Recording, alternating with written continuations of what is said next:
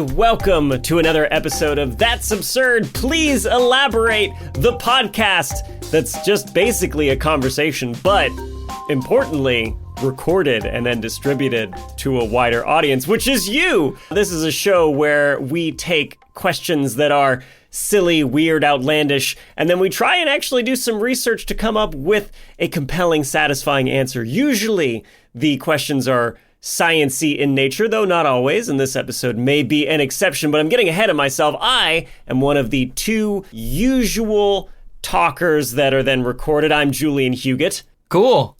And then you go. Then I go. Yeah. I'm Trace Dominguez, the other usual talker. Usual talker. On the business card. On the business card. Usual talker. That's me.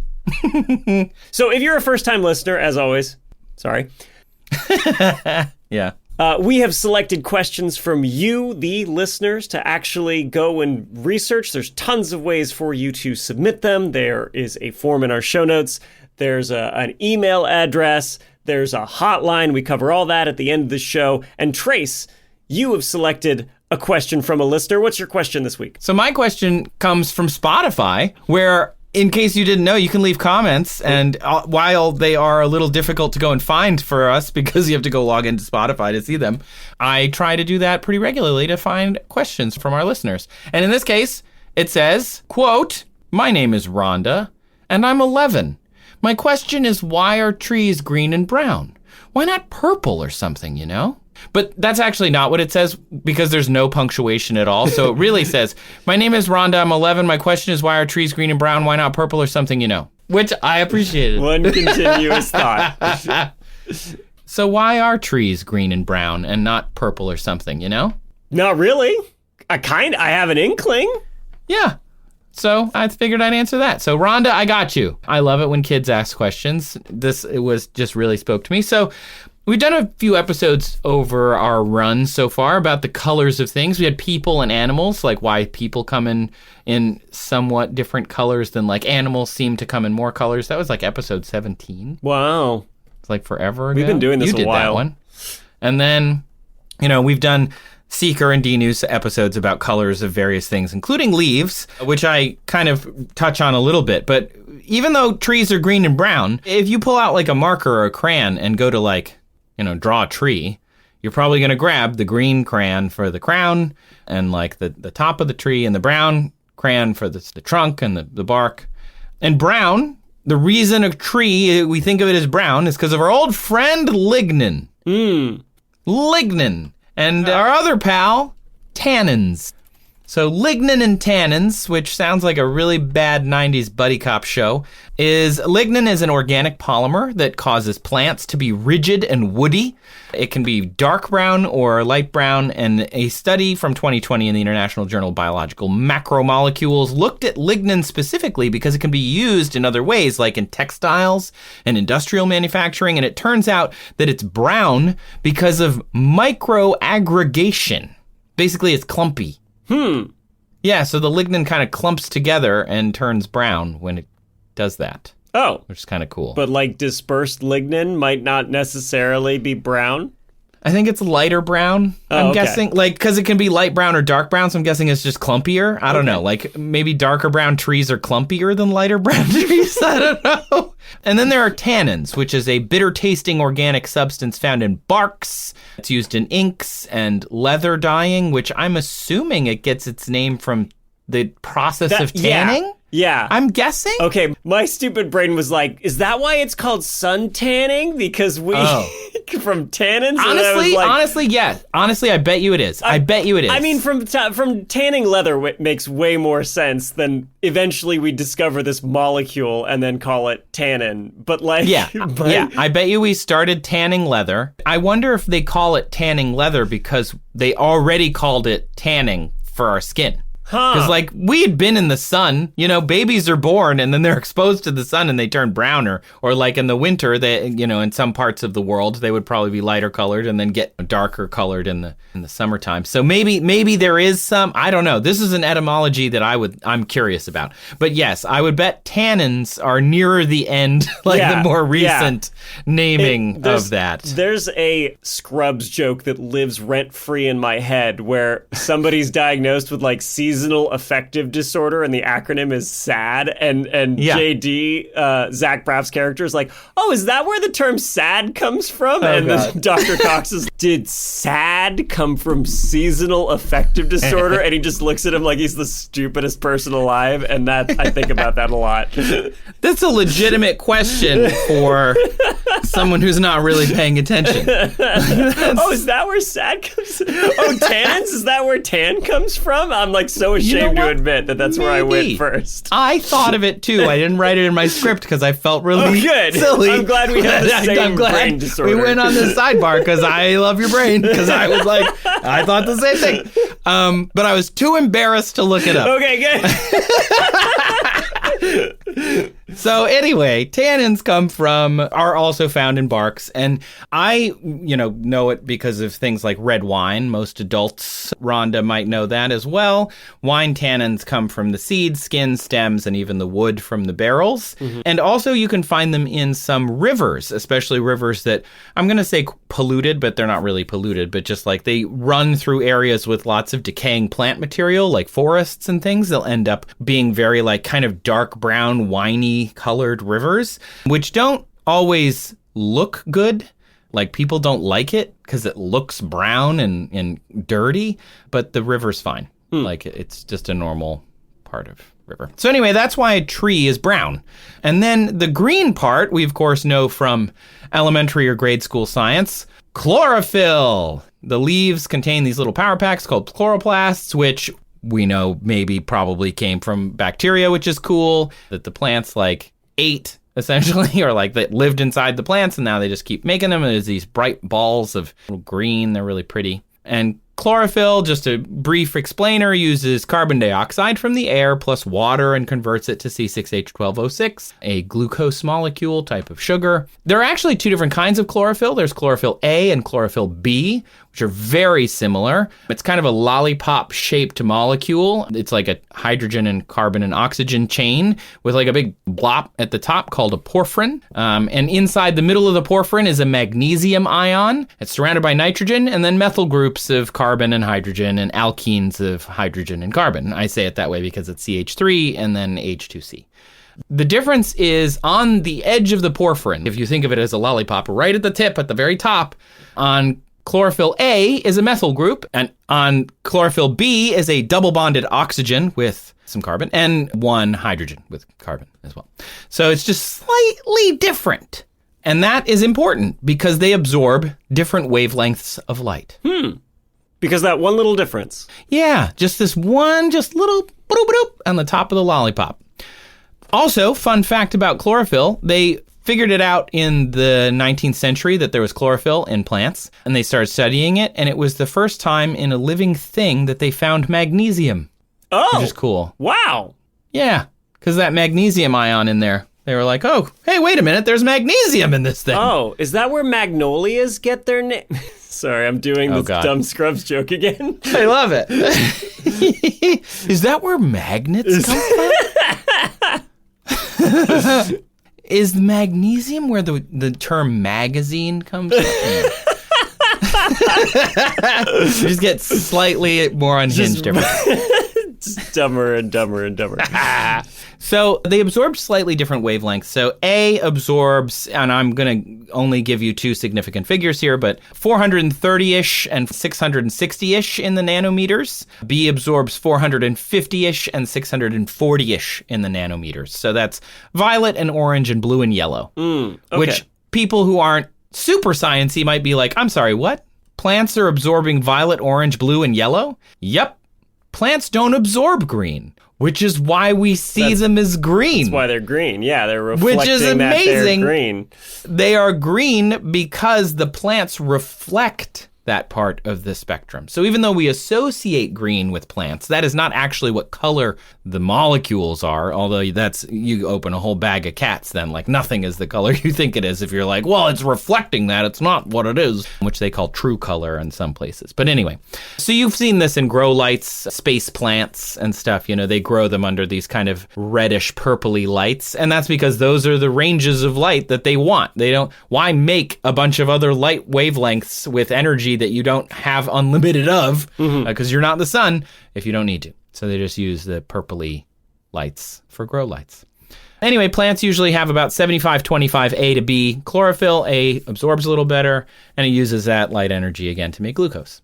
But in deciduous trees in autumn, the chlorophyll starts to die. That changes the process as the light starts to disappear. You have fewer hours of daylight in a day. That reveals the quote-unquote real color of the leaves that you've been looking at all spring and summer. And that's where you get reds and yellows. Oranges, I think, have more to do with the chemical process, but it doesn't matter. And those come from carotenoids and anthocyanins, which I feel like we've been taught. We're on like a tear. Yeah. Talking about these things. It's all connected, baby. Yeah. I knew about the carotenoids, but anthocyanins are also in there and making the leaves red? Yeah, that's how we get like some of the red leaves. So yeah, carotenoids, which you may remember from our previous episode, absorb blue-green and reflect yellow-orange. And then there's yellow and orange, and that is what gives us yellow and orange leaves. And then we have anthocyanins, which absorb blue-green, and reflect red. But depending on the pH they're in. That's right. I did write that in here, and I was like, but this also depends on the of the tree, on the f of the tree. I feel like you have to really hit the H because it's capitalized, Yeah. So it's like the pH, the pH of the tree.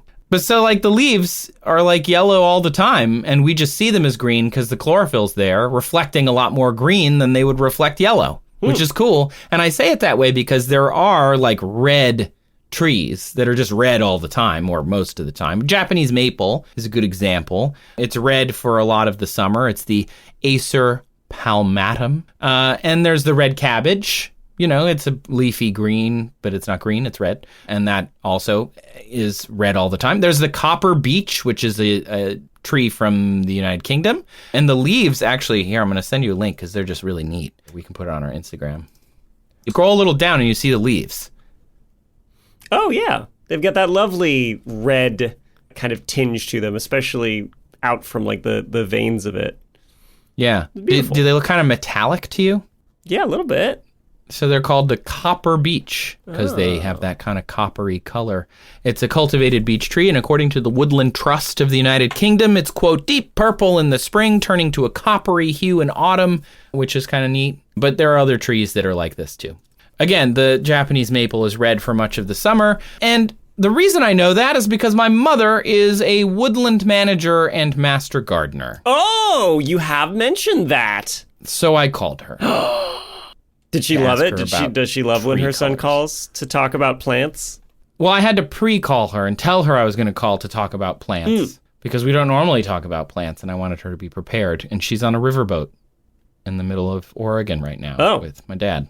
And she's just very excited about all the trees. She was like, oh, there's so much moss on the trees. It's really cool. I'm like, okay. Wow. But anyway, I called her. So here's just a snippet of that from our conversation. Well, first, can you tell everybody who you are? My name is Kathy Dominguez. I am Trace's mom. And a woodland manager and master gardener level 2, flower show judge, and good mom. Is there anything? Thank you. Any other accolades? Citizen of the Year 2005. I can't add to that. Right now, we're traveling on the Columbia River Gorge. Cool. So I'm on a boat. Wow. There's a whole song about that. And it's very beautiful outside my windows. So I had a question from somebody who asked, why are trees green and brown and not purple or something else? And I thought I should call my mom because she knows a lot about plants. I do know a little bit about plants.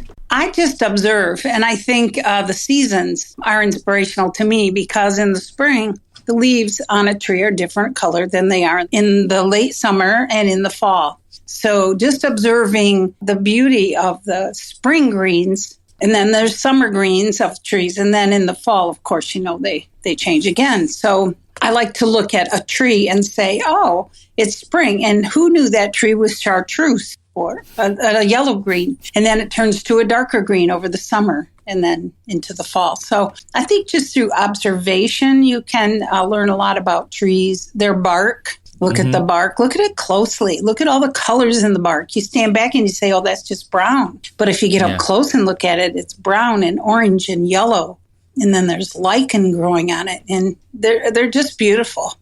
What about like shapes? Like there's different types of bark and like bark that sheds and bark that's hard and bark that's smooth. All genetics of the tree. Depends on the family they're in, family of plants, and then the genus and the species. And a family of plants have similar characteristics. But I particularly like the seasons of green. And if you look not only at the leaves, but at the stems, you'll find that there's lots of colors in plants and shrubs and trees.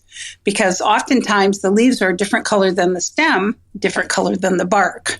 So observe closely, and you will find some of those colors that you're looking for. So that's my mother. Hi, I'm Trace's mom. So thanks for my mom for coming on.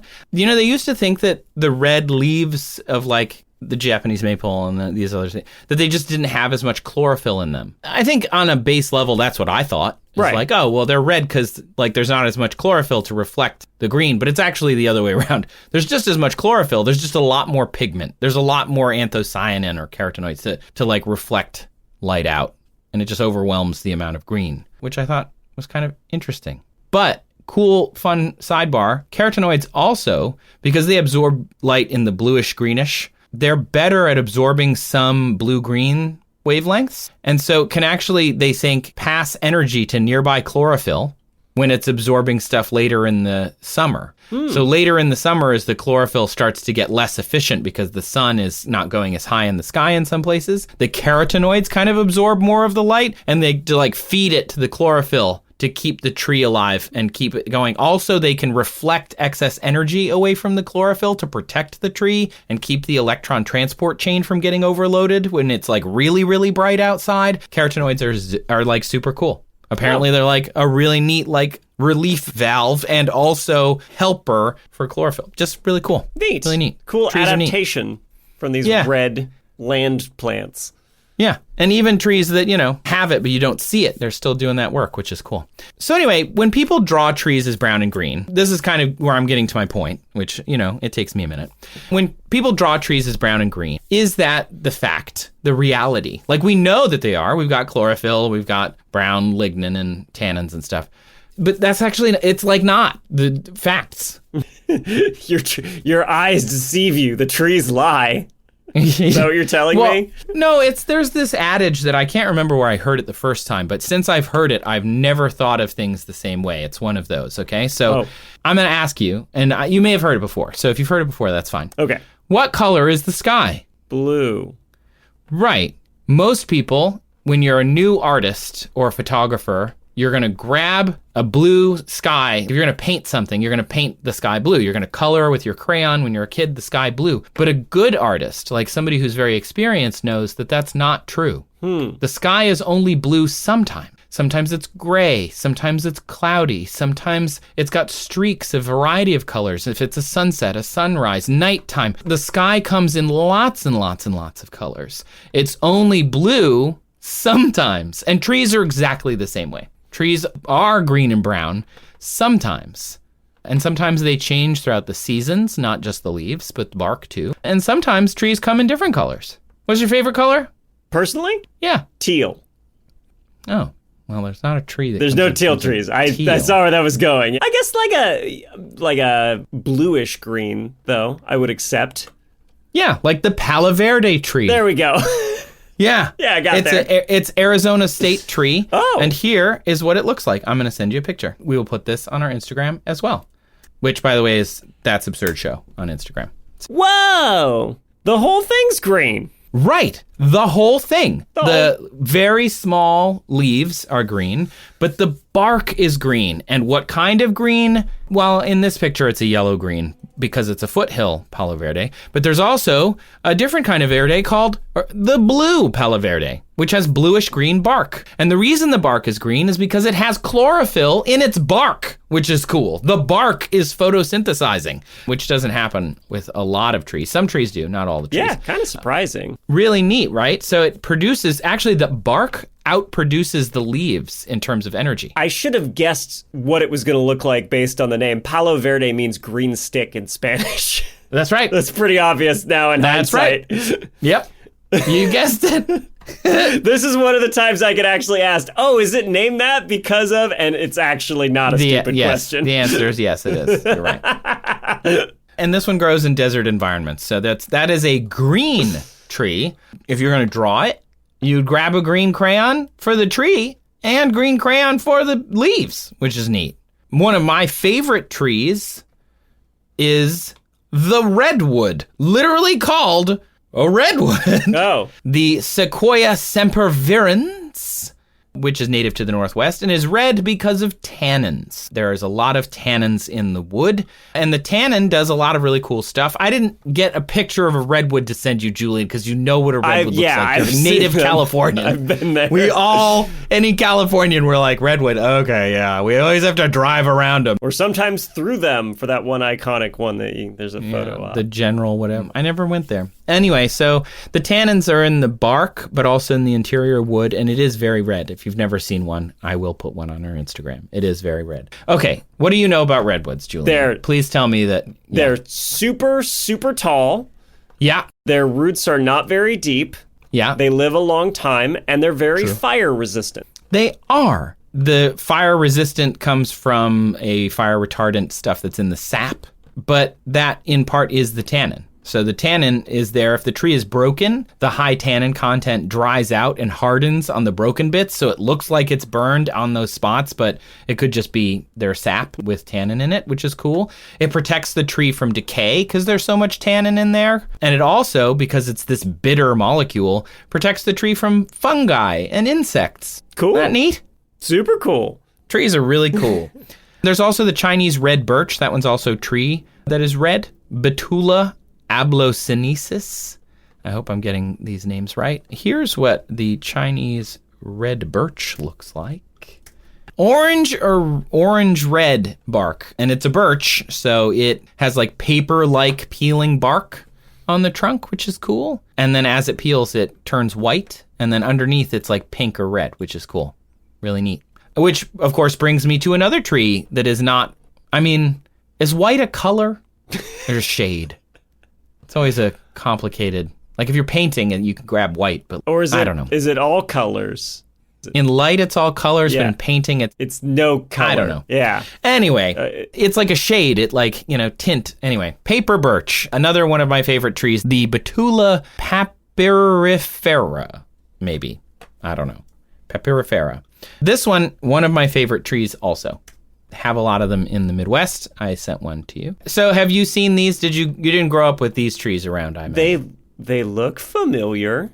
They're very artsy, aren't they? They're very because it's the paper birch, for people that didn't grow up near them, is a stark white tree with black nodules on it, and it's called the paper birch in part because of the bright white bark, but also like other birches, the bark kind of comes off and peels off of the tree, and it leaves those black marks where branches have dropped off as the tree has grown. The white in the birch comes from betulin. It's a specific type of triterpene, a terpene that is unsaturated of carbohydrates, in the C30H48 plus persuasion for those chemistry fans out there. It's not that important unless you're a chemist. Basically what it means is it's a crystalline substance that exists in the bark and in the sap. And the reason it's cool is because it scatters the light. So it was actually described by some of the sources that I read as not unlike snow. So it's embedded within the bark, the plant grows it, and then it reflects all this light to make it look like this bright white appearance, which is super neat. But I know you, and you're going to love this. You ready? Yes. Betulin is so cool. It is severely hydrophobic. Oh. Severely. If you dip the bark, like peel it off because it comes off on its own, you peel it off, dip it in water, and then light it on fire, it will burn because it does not pick up any of the water. That is super cool. Isn't that neat? So famously, it was used by Native Americans to make birch bark canoes. And imagine a hydrophobic canoe. So when people paddle them, they're like, wow, these canoes work great. Yeah. And they're like, yeah.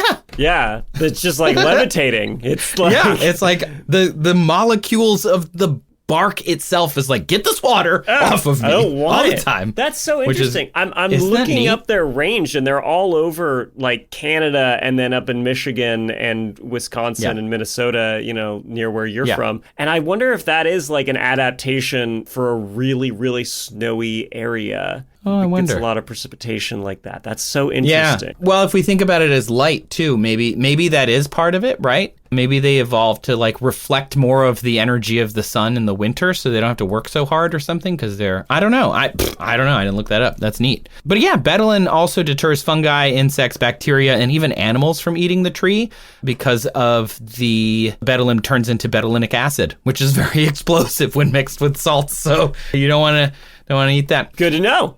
But there are other colors of trees too. I mean, this is just a selection. There's the sycamore, which my mother pointed out as well.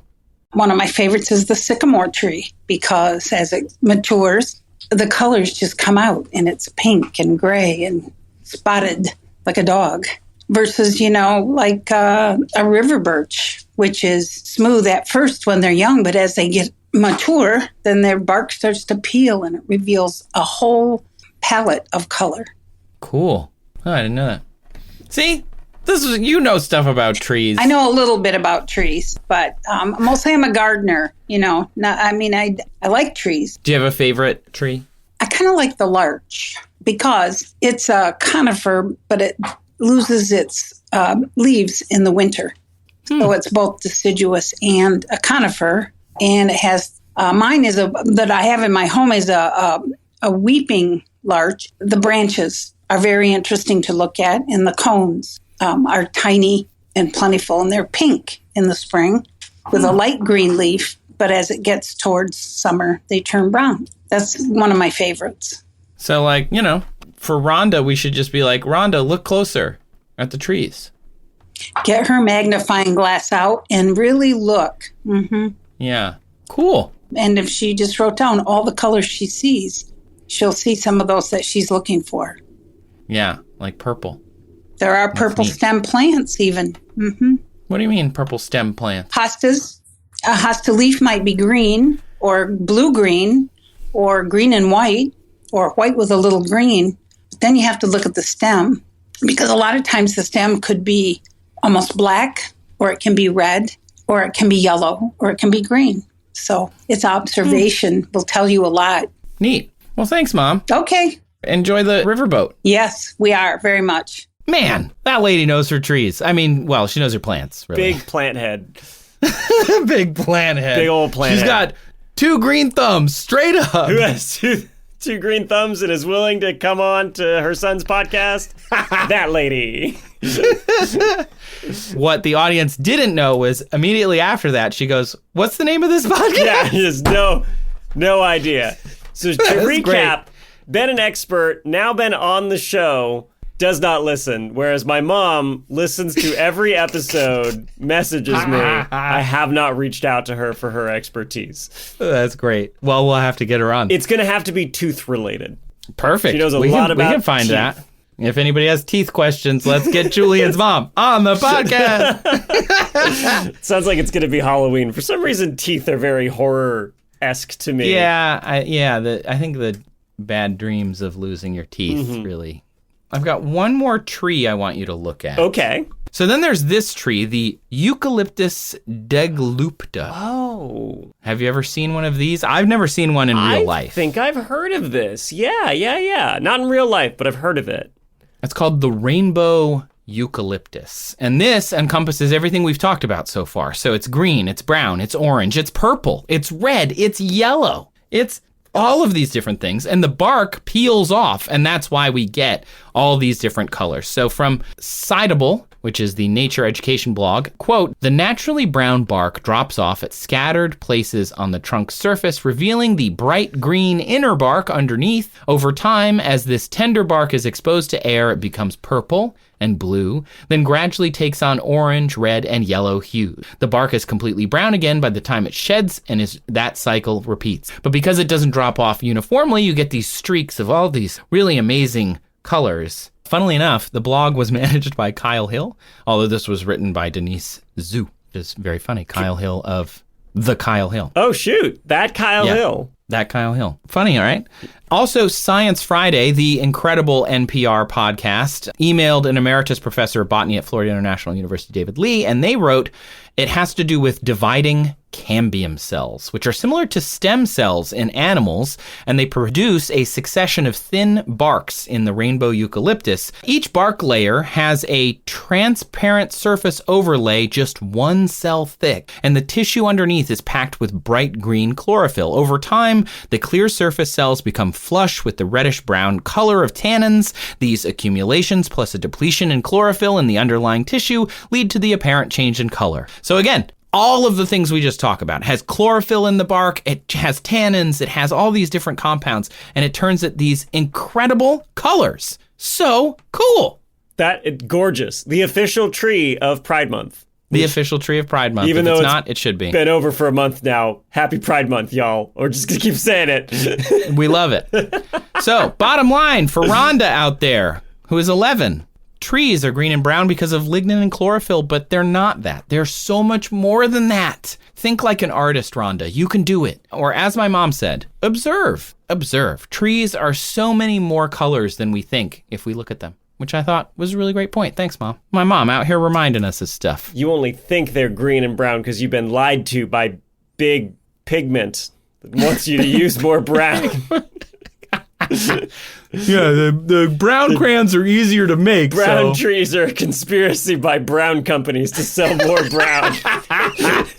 By Big Brown. This is not totally relevant to Rhonda's question, but it is a thing I love. Did you ever look into at all, like, different algae, which aren't strictly speaking like true plants, but how there's brown algae and green algae and red algae? I haven't looked into it for this story, but I was aware that there are different colors of algae. There's blue-green algae and there's red algae. And this is one of my favorite cool fun facts about red algae, which is like, why do you think red algae's red?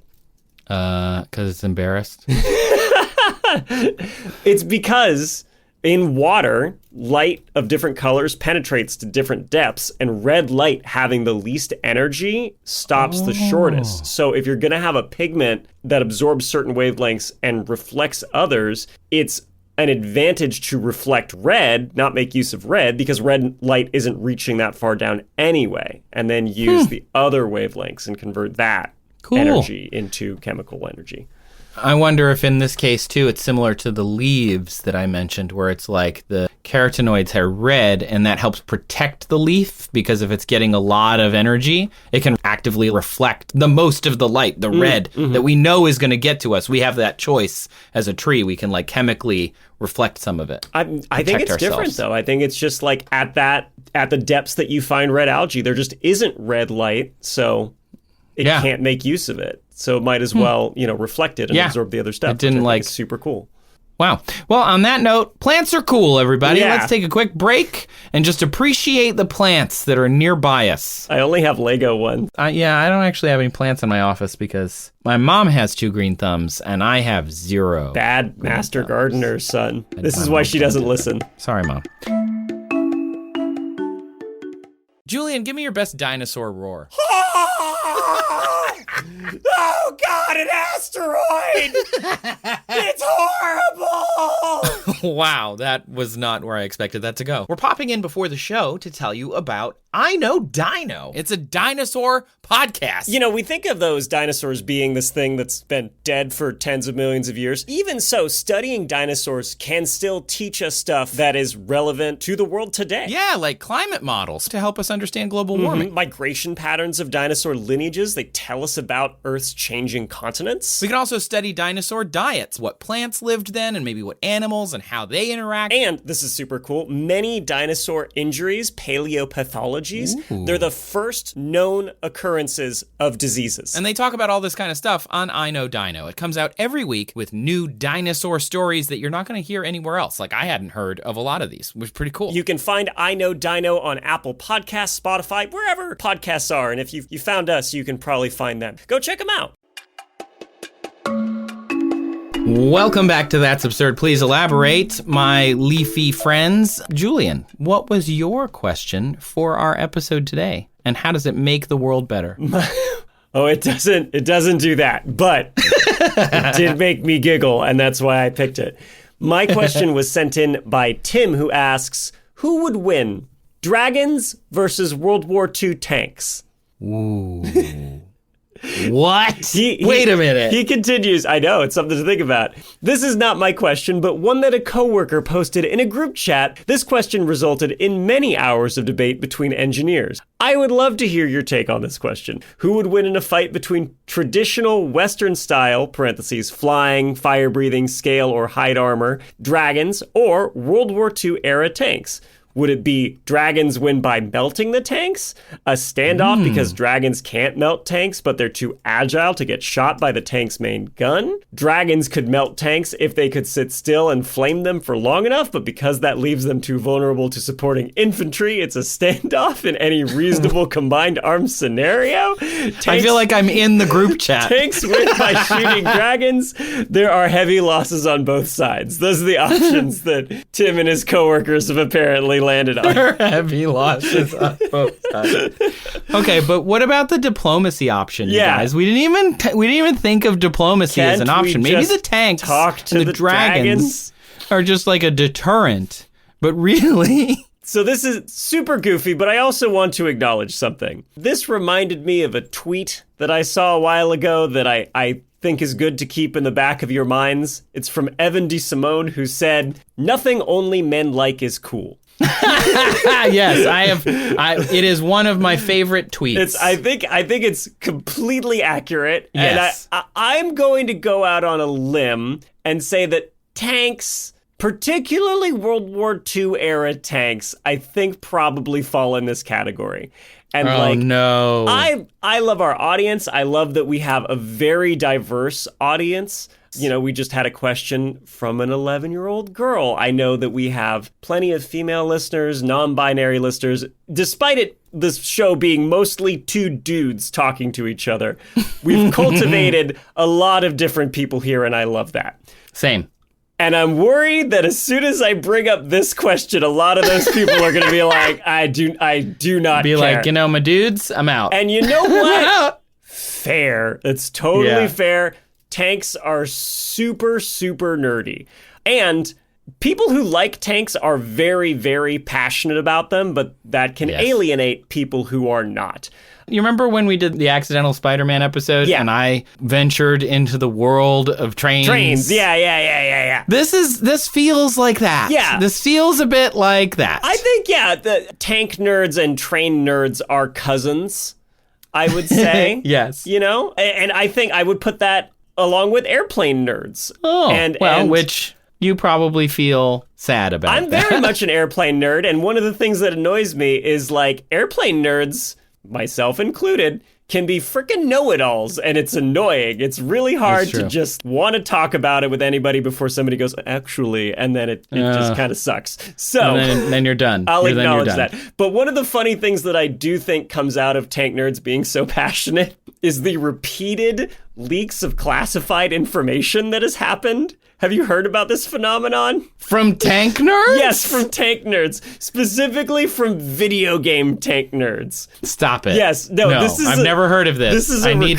to know everything. This is a joke on the internet that I've seen multiple times now. There are multiple games where, you can get into a tank and fight other people in tanks, right? War Thunder is a big one.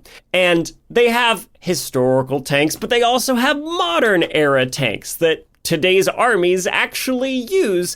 And because of that, a lot of things about these machines are secret. It's important that the people that you might go to war against don't know the strengths and weaknesses of what you have, right? Right. So games do their best to make educated guesses or, have something realistic. And also with games, there's an issue of balancing.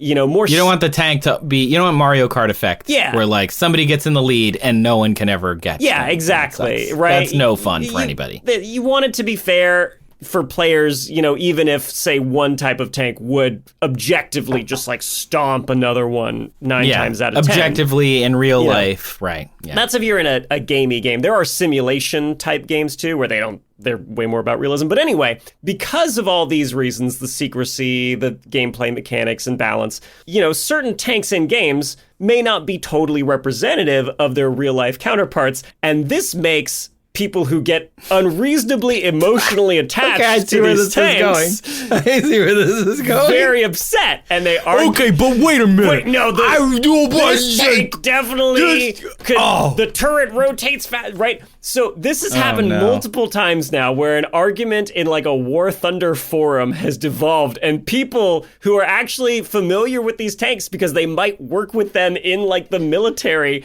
to win an argument on the internet. Post classified documents. Oh God, that's the it's best. Happened multiple times. Best. Oh my There's God. like a running joke, like a counter, days without classified documents in a War Thunder forum, and you got to set it back to 0.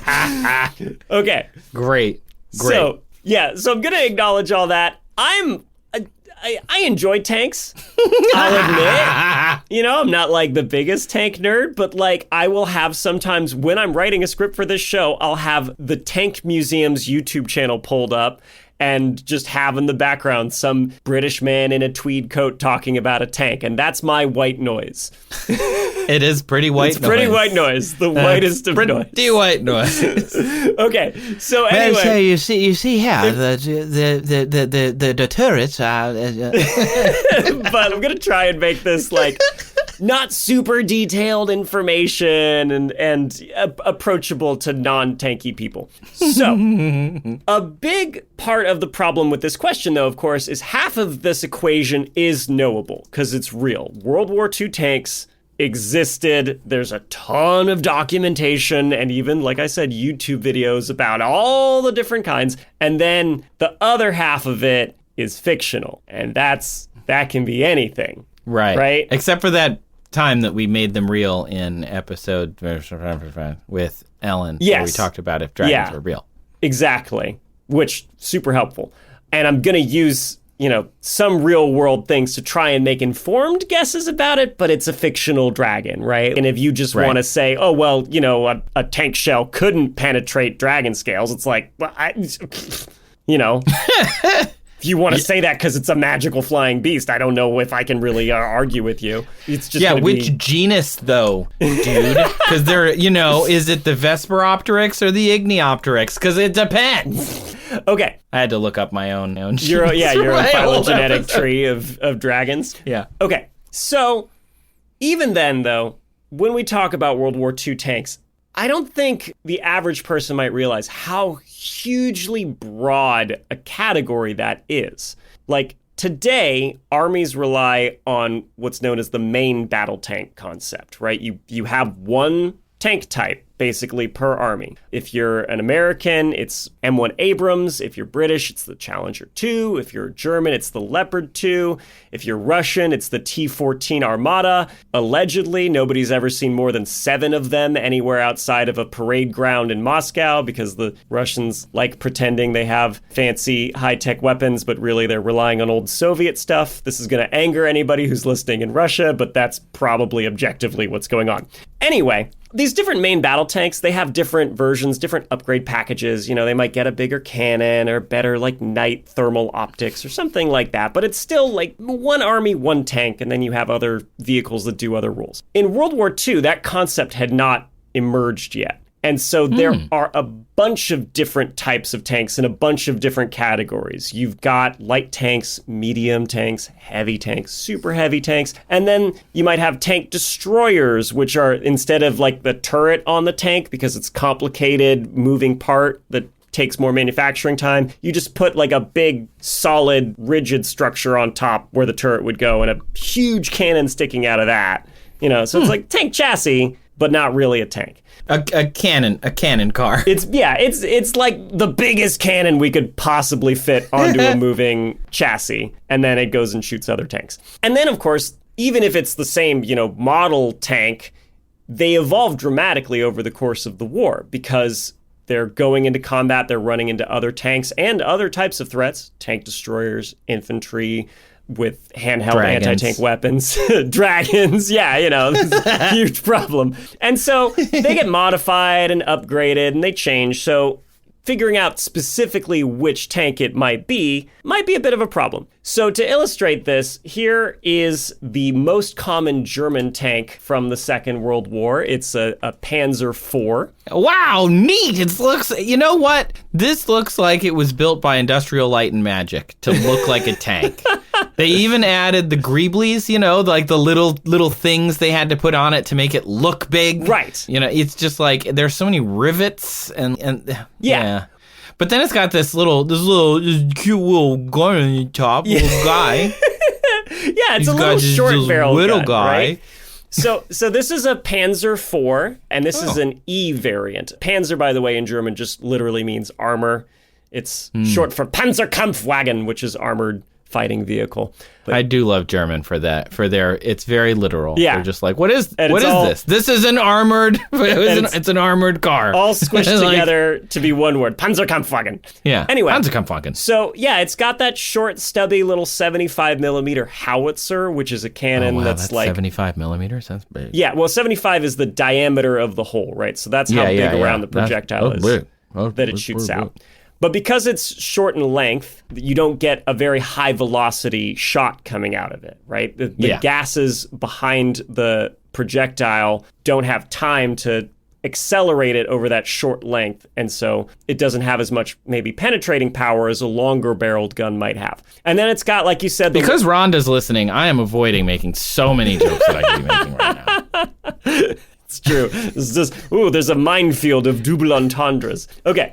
And then, like you mentioned, it's got the little greebles because as they were encountering other threats, in the early stages of the war and realizing, hey, some of the other tanks, like the Soviet tanks, can actually punch through the armor and destroy it, we're going to take that 30 millimeter base armor that we have at the front, which is normally where armor's strongest on a tank and thickest because that's the front. That's the side that points towards the enemy. We're going to take that. We're going to just bolt another 30 millimeters onto it as like a stopgap solution. So that's why you have those extra little plates on the front there, right? Yeah. So this is a medium tank, like I said, the most common one the Germans made across all different variants. And it weighs about 21 metric tons. Cool. Wow. That's about 1 9/10 as heavy as the anchor of a cruise ship.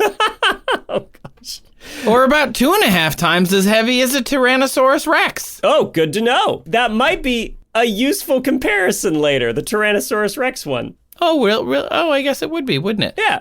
So that's the Panzer Mark IV. Like I said, it's a medium tank. It's the most common medium tank the Germans made during the Second World War. By the later stages of about 1/5 as heavy as a blue whale. Yep. By the later stages of the war, the Germans are making some truly bananas stuff like the Tiger II, which I just sent you another link. Whoa! Look at the... Okay, there's a little bit of barrel envy going on here. Definitely some inadequacy was felt. Wow. Yeah. This monstrosity, and there's no person standing next to it in the photo I sent you, so it might be hard to gauge the difference in scale, right? Right, yeah, I can't really tell. In comparison, they're like similar angle, so I can't really tell how much bigger it might be. But the Panzer IV had a 30 millimeter thick frontal armor with another 30 millimeters slapped on. This tank has 150 millimeter thick front armor. Whoa. Holy wow. So that like front plate that I'm looking at, which in this picture it's basically like if a Tron made a tank and then covered it in, I don't know, the like body paint of a Marine from a 90s and 2000s film. Like it's pretty wild looking. Yeah. Actually. So that like angled thing is 150 millimeters thick? Yes. Wow. It's very thick. That's wild. And like you said, it's angled too, which has a few advantages, right? Because it's at an angle, the effective thickness is increased, right? If you're trying to penetrate through 150 millimeters in a straight line, when it's sloped like that, you actually have to get through more material, and it deflects the round upwards, right? So it's or downwards if you hit near the bottom. Yeah, exactly. Cool. It's got a real sharp angle there. That's why I said it's like Tron-esque, because it's like a polygon. Easy to render in an old video game, though. Then you mentioned the barrel difference. Not only is it that longer barrel, so you can get a higher velocity round that's way longer, better at fighting other armor, it's also a bigger diameter. It's 88 millimeters compared to the 75 okay. So, yeah. from the Panzer IV. That is bigger. And the weight of this thing is 68 metric tons. It's 3 times the weight of a Panzer IV. About as heavy as a space shuttle. Oh, there you go. So a whole about space 2/3 shuttle. as heavy as a blue whale. Wow. About as heavy as the Statue of Liberty without the base. Wow, that's heavy. Can you imagine? They're just driving it around. Just driving a Statue of Liberty. Statue of Liberty around. Time to deliver some freedom. Wow. Just And holding because a big we used cannon this, instead of a we torch. used this in the last example. It's about 6 times as heavy as the anchor of a cruise ship. So that's like a lot heavier. The old one, the first one, the Kampfwagen, was about 1 9/10 as heavy as the cruise ship. Yeah, much heavier. Or how many Tyrannosaurus Rexes is it? 7.5 T-Rexes. Wow. That's a lot more T-Rexes. So many I T-Rexes. love this website. Like, you could tell me, oh, it's 21 tons, it's 68 tons, and I'm like, academically, that sounds like a lot more. But if you tell me it's 2.5 T-Rexes versus 7.5, I'm going to be like, you're going to murder me so much faster. By the way, I think whatever disease that you've put in our brains with this Measure of Things website is spreading, because I had a listener on the Patreon message me saying, like, hello from 55,000 Brontosaurus lengths away, like to describe where you're sending the message from. I want to see their analytics as our podcast has grown. Are they getting a more popular website? Because this website has not been updated since I started using it 15 years ago. Well, they're not building any more pyramids, so I'm sure it's fine. I guess. Or any more I just meant like the design. T-Rex It's not skeletons. exactly like a pretty website. So the King Tiger, they produced, a few hundred of them late in the war. It's kind of like a desperation effort because the circumstances are changing, right? Germany's gone from on the offense in the early stages when like a lighter, faster, more mobile tank like a Panzer IV would be useful. Now the front is coming to them, and having a heavy tank that can be defensive and maybe punch through a line because it's just so thickly armored, that might be more useful. That's the philosophy there. But of course, this being late Nazi Germany, there's also some truly insane ideas floating around, like the ironically named Maus, or Mouse in German, the Panzer Oh my gosh. This one, okay, you remember how I said the last one was Tron-esque? This one is like if Tron was drawn by a little kid. Yes, like yeah. You're going to draw a If you tank. got your little brown trees with the green tops, and then you wanted a tank rolling over them. This is what you would draw. Yes. Because you're not very good at drawing treads, so you just draw a polygon box with another polygon box, and then just a straight line coming off of it. That's pretty much it, yeah. Oh, man, I can only imagine. They wanted to like strike fear into the hearts of their enemies. And I think I would, after a war as horrendous as that, I imagine that the Allies saw this and went, Come on, now you're just overcompensating for something.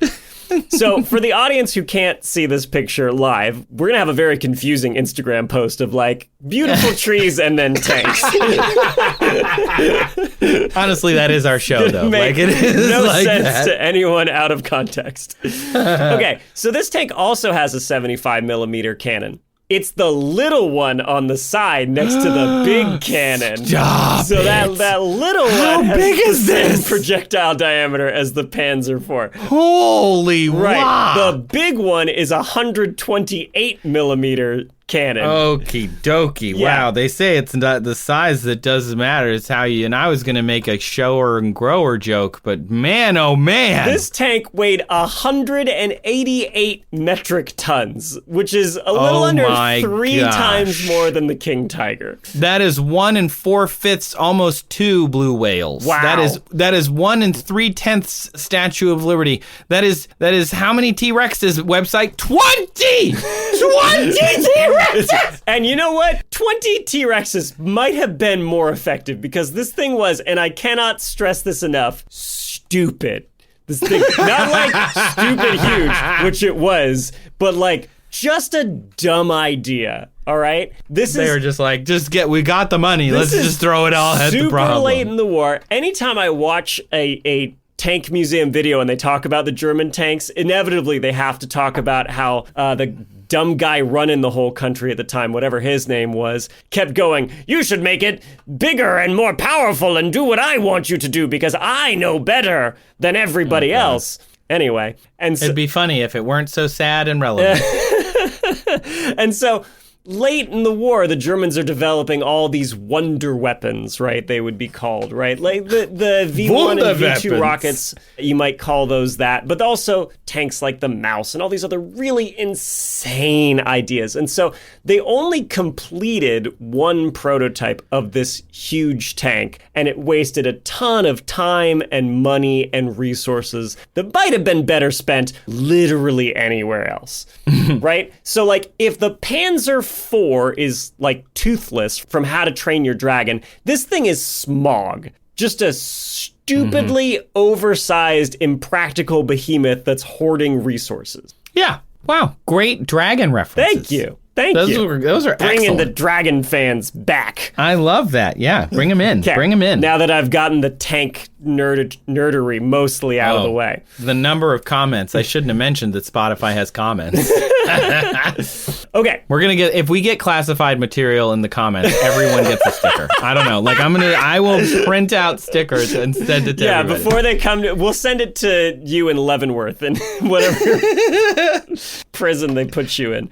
Okay. I'm in prison because of That's Absurd Show. Custom sticker. It'll be. What are you in for? A podcast encouraged me to share classified information. A podcast said something wrong and I had to fix it. I had to correct them.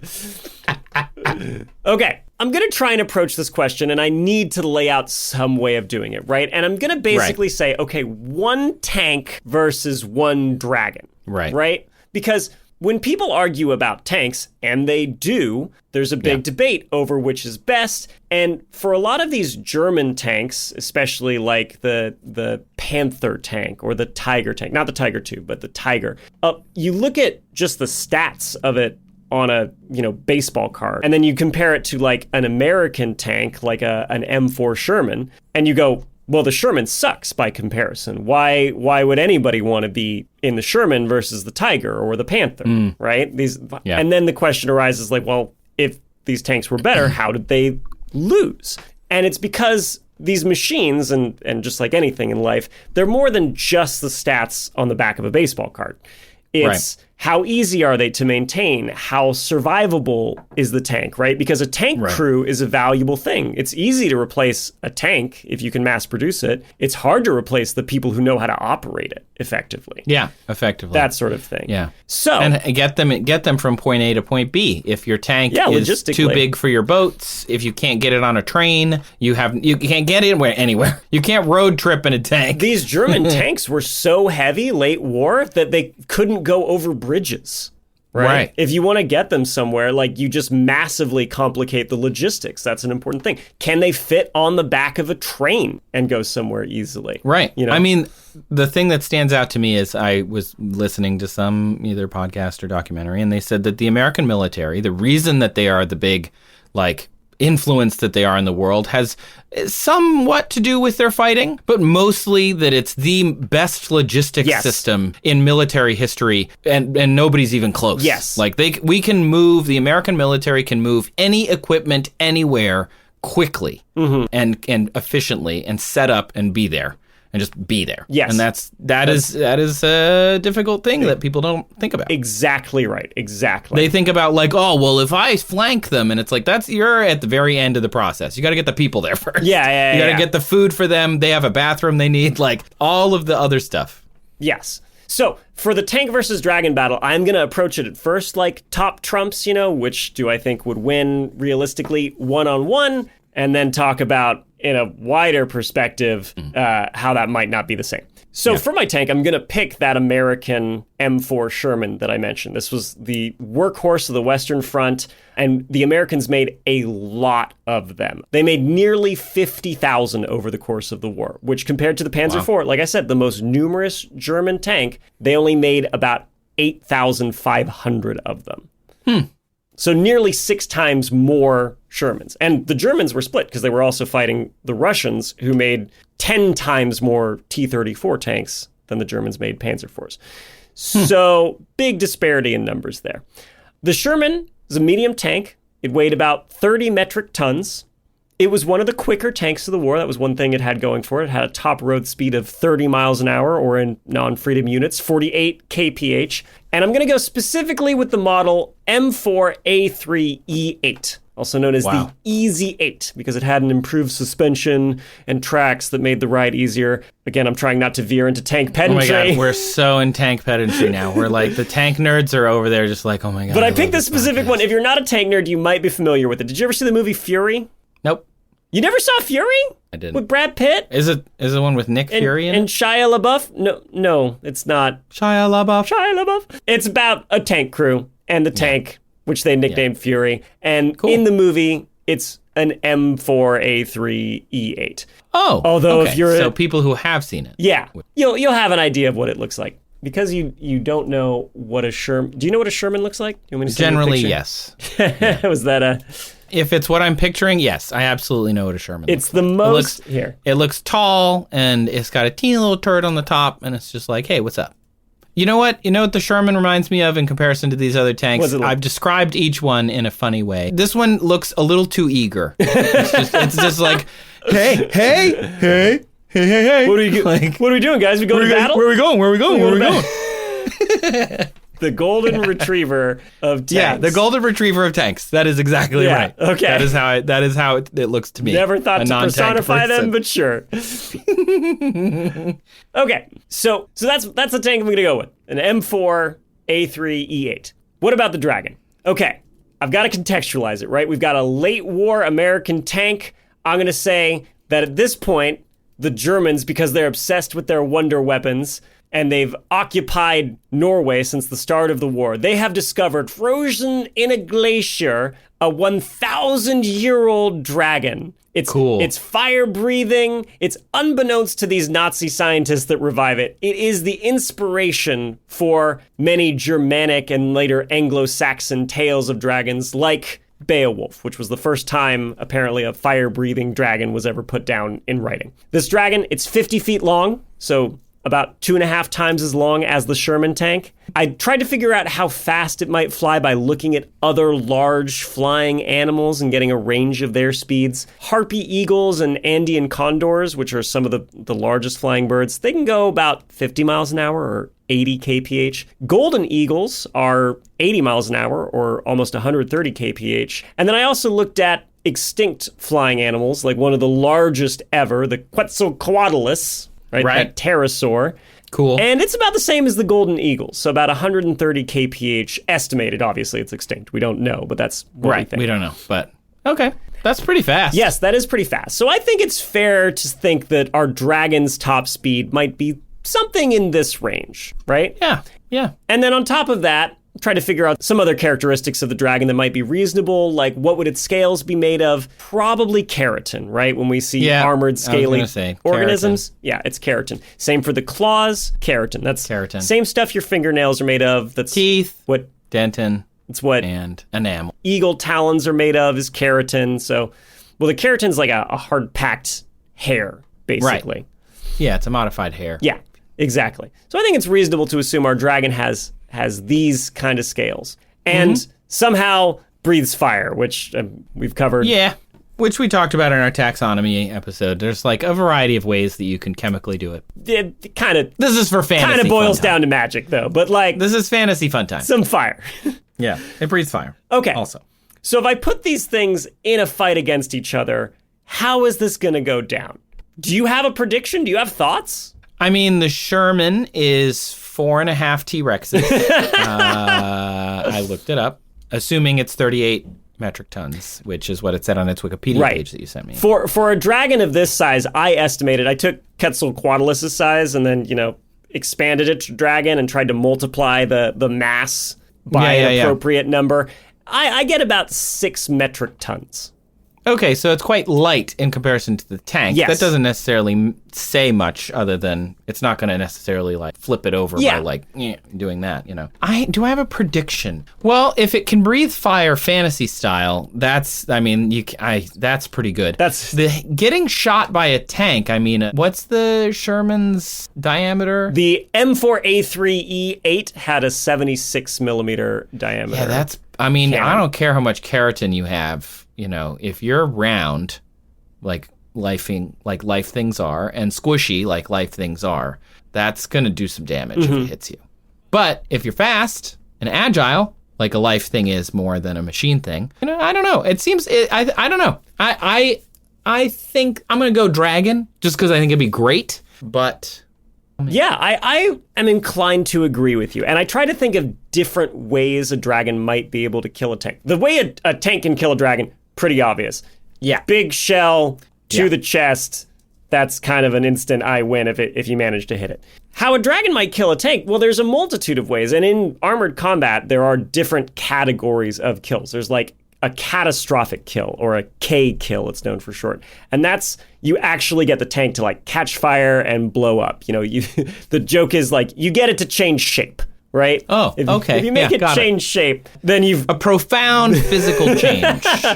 Wow, tank, have you lost weight? Oh yeah, my turret cooked off. I have actually. Right, and Shermans, especially early ones, were prone to catching fire. They used a gasoline-powered engine, so that the fuel caught fire more easily than diesel-powered tanks. But also, they stored the ammunition inside the tank right next to the side armor where it was thin. And if it would get hit, it would tend to cook off or brew up. It would literally start just igniting itself and all the other tank ammo shells around it and blow up the whole inside of the tank. So that was bad. Right. And to fix it early, they just tried welding more armor on the outside of the tank that was protecting where all the ammo was stored. And tank crews said that actually just basically gave the Germans a spot to aim at. So that's not great. By late in the war, though, they'd changed the ammo storage. They put it down in the lower part of the hull, and it was actually stored in water and antifreeze and a anti-rust compound. So it had what's known as wet storage. So if an incoming round hit that, the ammo wouldn't cook off and blow up inside the tank and kill everybody. Yeah. So by that point, the Sherman had dropped how often it actually caught fire to around 10 to 15% of the time, which was much better. Although it still gets a bad rap today. A lot of people, like I said, look at the Sherman and they go, that's not very good at all. But when I hear it catches fire 10 to 15% of the time, I'm just like, oh my gosh, what is this, a Tesla? I'm just kidding. Anyway, but like, I just think that seems bad. I don't know if I would want to get in it. For a tank, that's pretty good. You have to. Oh, okay. For so this that's era. like that's not so bad. Yeah. Okay. And great. Modern tanks, we've improved a lot, even more so. Like, if you look at the turrets of modern Western style tanks, there's like a big bustle on the back, and that's where all the ammunition is stored. And if that part gets hit and penetrated, there's panels on the top that are designed to blow out and let the energy from the exploding rounds go out through the top of the tank and not into the area where the crew is. Makes sense. Yeah, it's better. We learned a lot. Great. But in World War II, we didn't have that. So I posed the same question to my wife, though, and I asked, how do you think a dragon might kill a tank? Her response, quote unquote, she's like, well, it could just pick it up and drop it into the Grand Canyon.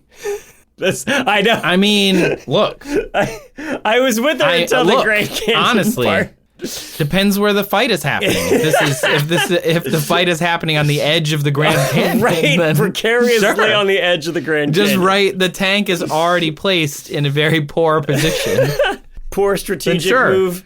by the Then the tank dragon commander. flies up and over and just digs a hole under it and then jumps on it and it's done. It gives it a little push. Well, at first I thought it was silly, but then I remembered there are large birds of prey like golden eagles that might hunt mountain goats by grabbing them and throwing them over the side of the cliff, right? Yeah. And so I looked into it, again, trying to get a reasonable comparison of how much a large bird of prey might be able to pick up. And I found that the harpy eagle that I mentioned earlier apparently can lift the most out of any of these large eagles. But even then, it's only about the same as its own body weight. Got it. So it can pick up its own body weight again in prey. So if this is 4.5 T-Rexes versus whatever 6 tons. 30 metric tons versus 6 metric tons. The tank weighs 5 times more than the dragon. Yeah. So it's not going to pick it up. It's not going to flip it over. Those claws, like I mentioned, are made out of keratin. That's hardened hair, basically. That's not going to be able to penetrate steel armor. No way. Nothing like that. So all that's really left for the dragon is fire. Now the question is... No, that's not true. There's one other thing. Okay, what else? The dragon could do before we get to the fire part. A riddle? The dragon could just casually stroll up to the tank and no one's ever seen a dragon before. So it just walks up and is like, roar, and they're like, whoa, and they open the top and the people pop out and they're like, what is that? It's a dragon. That's amazing. Run away. They don't know it's a Nazi dragon, they just know it's a dragon. So they open it up and they're like, wow, that's amazing. And then the dragon just burns them runs over there and smacks them. And then the dragon wins. Yeah. Use the element of surprise, dragon. Or if it's a cartoon, it lifts up its scales and exposes its one human leg. Ooh. Yes, and gets one hot dragon. It gets the traffic to stop. All these poor GIs that have been overseas for years at this point. Hubba, hubba, hubba. Okay, you're right. I didn't consider that. Somehow. Thank you. Yeah. You're right. I love the perspectives you bring. I contribute to this podcast as well. Okay. So then the question is fire, right? What's fire going to do to this? Well, like I mentioned, that ammo's in wet storage. Do I think it's going to cook off? Probably not. Maybe you can ignite the gasoline in it. Or, as Tim suggested, what if we tried to melt the tank? Well, melting steel that's as a blacksmith, I'm like, exactly. Melting it is not gonna, we're not in a foundry. So armor at this time, like on the Sherman, is probably rolled homogenized steel, right? It's literally steel that's been passed through some big rollers, and it homogenizes, so it makes it all the same, the grain structure of the steel. It changes the crystalline structure of it, and that makes it hard but resistant to shock, which is important if you're getting hit by 88 millimeter anti-tank rounds, right? Right.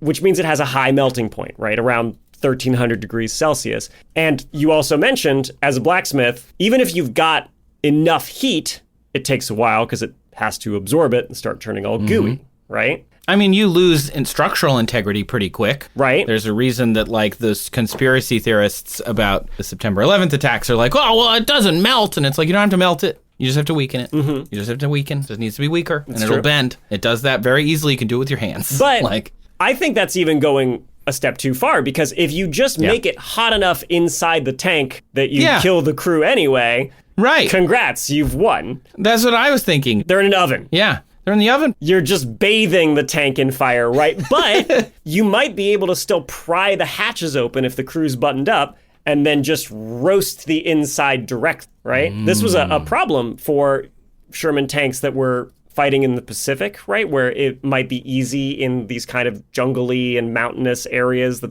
the Americans were fighting against the Japanese for a soldier to hide somewhere out of the tank's line of vision and then climb on top of it. And it turns out those hatches, the crew seals up, they're not that tough to get open from the outside again.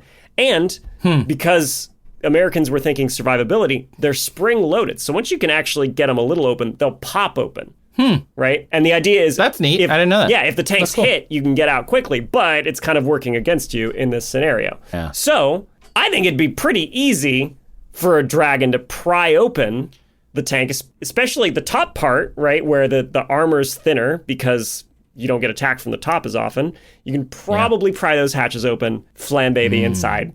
Good point. Also, if the dragon can fly for a while, to your point, the armor is weakest at the top. Yes. So it just flies around. That turret can only go up so many degrees. Yes. It can't point directly above itself. Yes. And so, like, the turret relies on fighting other things on the ground. Exactly. A dragon... What idiot dragon would be like, I'm not going to use my two greatest advances, wings and fire. It's just like, I'm going to fly around and I'm going to just keep cooking you. Right. You know? I mean, I hadn't even thought of that. If the dragon cooperated and was like in the tank's actual line of sight that it could hit...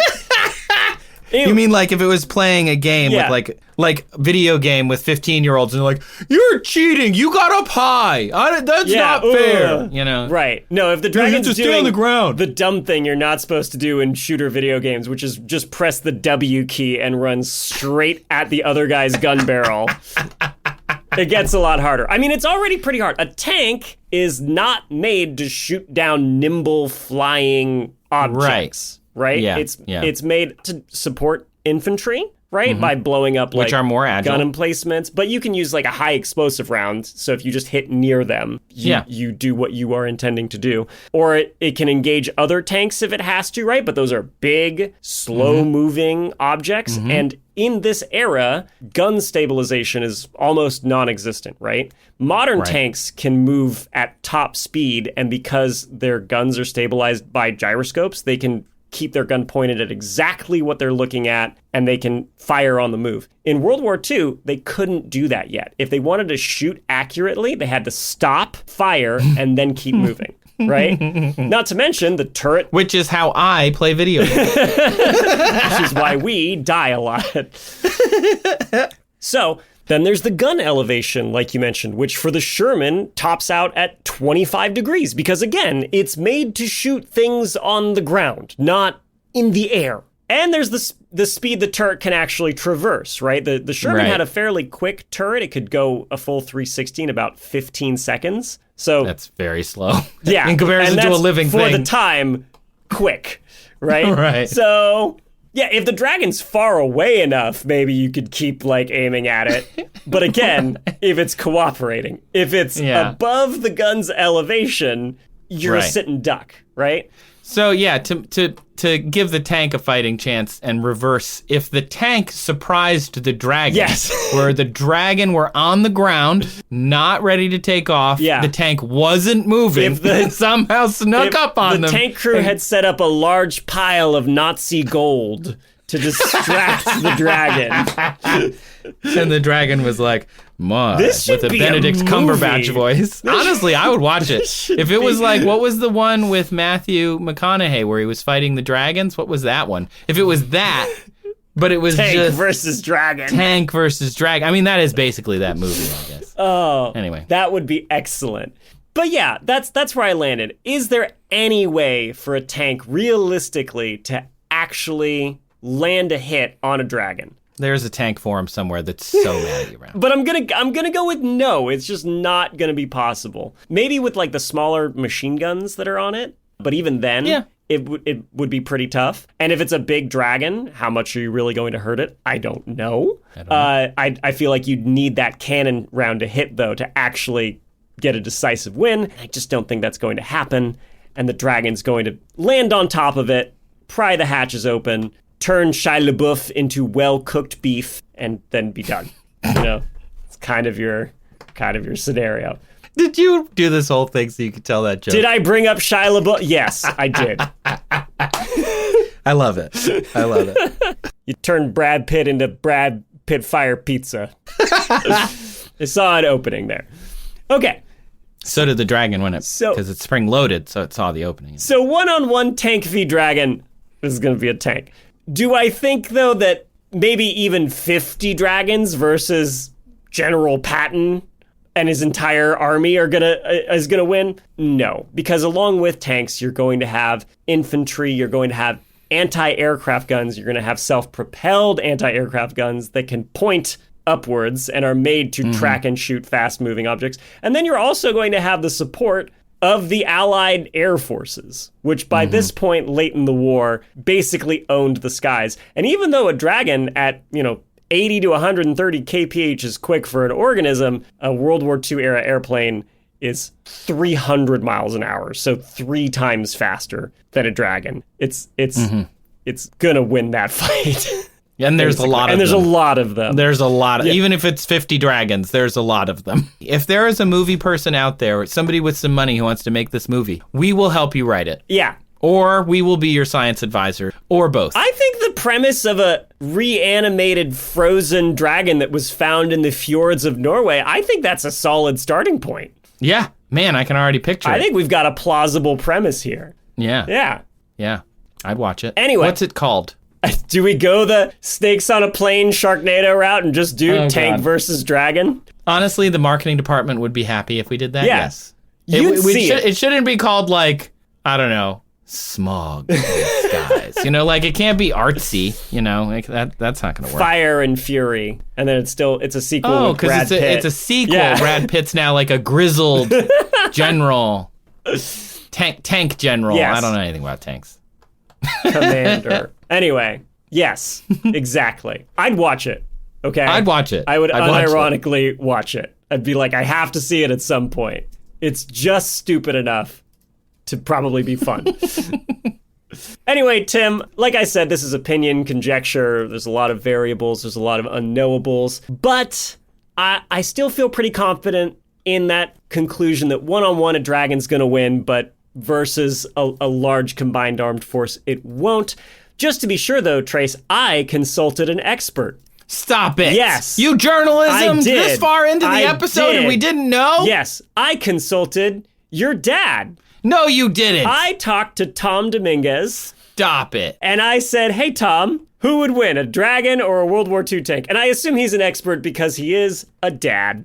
And he said dragons. That's pretty much it. Yeah, that sounds right. He was probably organizing music on his computer while he did it. While he talked to you about it. Yeah.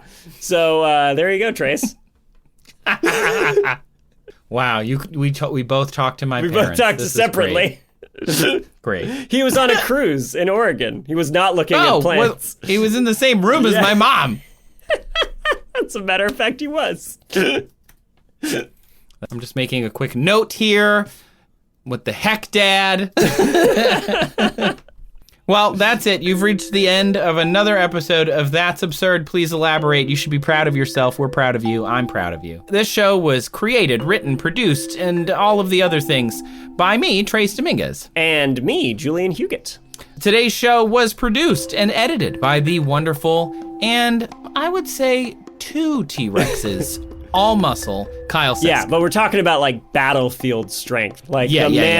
If you had the choice between 2 T-Rexes and Kyle, and you had to take that beachhead, I would pick Kyle. It's also one of those where in the movie they just give him a computer and he's a hacker also. You'd be like, believe it. I believe it. Yeah. Why not? Yeah, he can do that. He can do it. I know he can. He can do it. Yep. His hacker name is 2Rex. Okay, great. Yeah. Also, our associate producer is Sabrina Capello, and our music is thanks to Epidemic Sound. Thanks to listeners who submitted questions featured in this episode. That would be Tim, or I guess Tim's coworker, and Rhonda. If you would like to submit a question, there's that form down in our show notes. You can email us at hello@that'sabsurdshow.com. You can visit our website, that'sabsurdshow.com/ask. You can call us at 302-TAPE-SHOW. That's TAPESHO. Please keep those questions coming. They're so ridiculous sometimes, and the spark of joy when I read a question that says tank versus dragon, I cannot describe to you what it means to me. I love it so much, so thank you. Thank you very much to our absurd administrators as well, Adam, Les, Austin, Jonathan, Evan, Dan, Sabrina, the Brain, and Silver Skies, and happy anniversary to some of our patrons like Austin, Evan, Les, and the Brain also. Great. Thank you for being our patrons. We really appreciate it. And then, of course, we must always just thank you, the listener, for being here to keep this podcast going. Because you listen, we are able to do this show. And because of our patrons, we are able to actually, do some fun things like do live shows or buy stickers that we can then send to you and all sorts of other stuff. So thank you for being patrons. Thank you for being listeners. We couldn't do this show without you and your questions. Mm-hmm. Plus, it's a good vibe over there on the Patreon. It is. I do my best to manage it, and there's good peoples, and sometimes I post some bonus content over there, like videos of me doing science experiments with blueberries and that sort of stuff. So, oh yeah, it was so cool. Check it out. That'll be up on our socials later, but they got to see it first. That's awesome. If you haven't yet, you can go find our faces on video in some places at youtube.com/DNewsPlus. You can also find us over on Nebula. We have some videos out there as well. Special thanks to those listening on Nebula. You can join and visit go.nebula.tv/that'sabsurd show. If you go there and you join, we get a little support from that. And if you watch or listen to the podcast in the exact same way that you are now, we will get supported directly from Nebula. They are great. But as we say at the end of every episode of our show, our catchphrase is... If you feel the urge to start talking about tanks, stop. Don't. Stop. Don't do it. Almost. Make sure you have consent before bringing up World War II Positive, tanks. enthusiastic consent is required before talking about tanks, You're gonna discuss trains, tanks. dinosaurs mostly also. Everybody wants to talk about dinosaurs, though. You think so? I think that's pretty universal. Yeah. But tanks, sorry, that's for nerds. If you Tanks are for nerds. If you like tanks, you are a nerd, and that's okay. And that's okay. I see you. I appreciate you. We love nerds. I am one of you. Yeah. But, I realize that a lot of people aren't. And it's okay. And it's okay. If they aren't. Just make sure you get their consent first. Tank consent. Positive, enthusiastic tank consent is a weird band name, but I would go see them at a festival. Maybe just like Panzer consent, because then it gives you a little more of what it is. Yeah. Get consent before the pans are off. Oh. Come on, I think that was pretty good. I thought it was pretty good. That was pretty good. But Come I on. underreacted because I hoped that the audience would overreact to my underreaction as well.